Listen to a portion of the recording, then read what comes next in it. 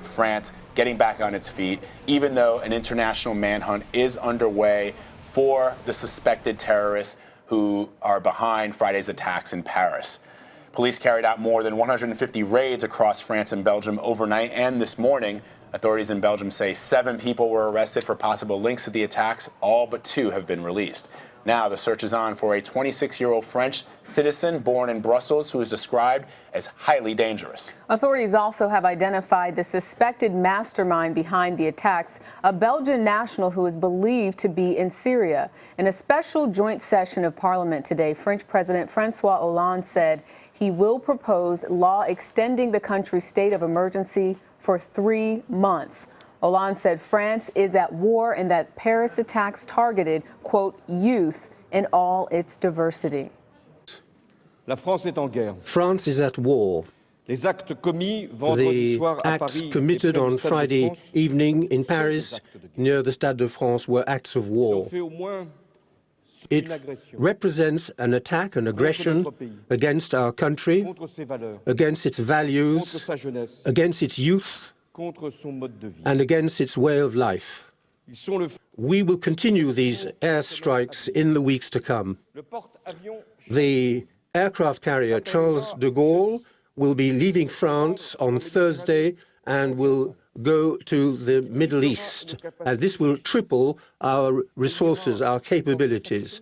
And there will be no respite. We will not stop our efforts. Those who ordered the attacks in Paris must know that their crimes, instead of reducing our resolution, has reinforced our determination to destroy them.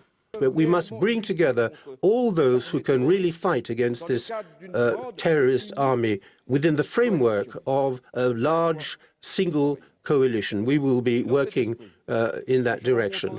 It's in this spirit that I'll be meeting President Obama and President Putin in the next few days to join forces with them and achieve a result.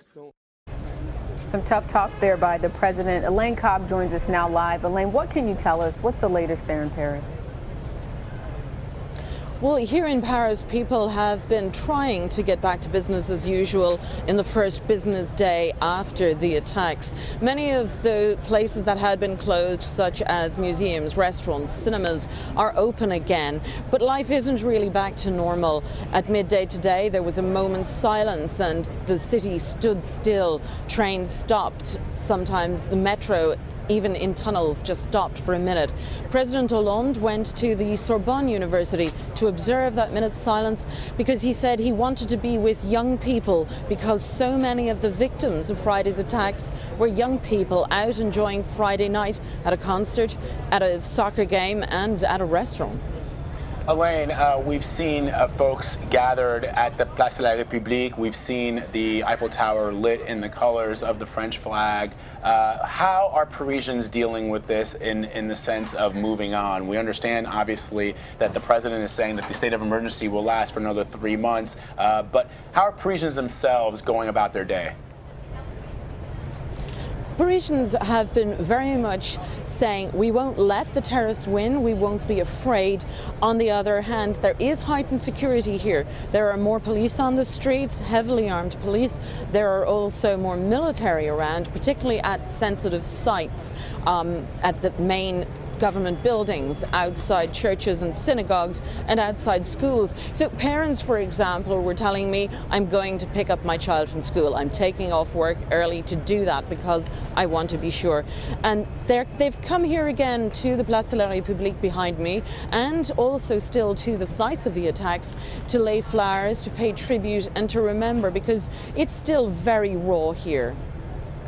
Elaine, I also want to ask you a question about the reaction that the French people are having to President Hollande's statements that France is now bombing, striking targets in Syria in retaliation for what happened on Friday. When I was in France after 9/11 and also at the start of the invasion of Iraq in 2003, a lot of French people, a lot of my friends, family members were against the U.S.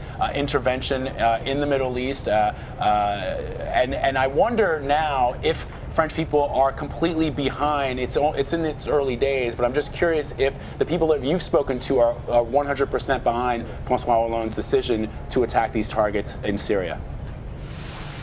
It may not be 100%, but it is very strong.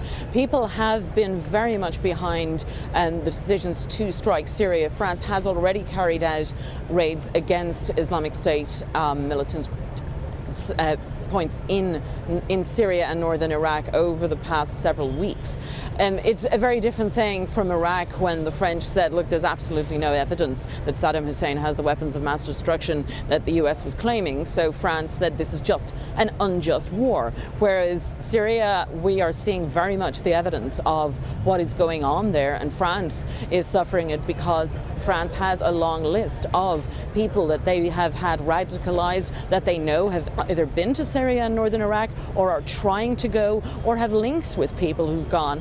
And the French are trying now, under the state of emergency rules, to try to track down as many of them as possible and see what they've been up to, because of course they're hoping to establish some links between people they've already got their eyes on to see who was talking to who was planning what, because as the authorities said, it was clear that the teams carrying out these attacks were very well organized and very well coordinated. Everything happened within the space of 20 minutes at the same time almost in several locations.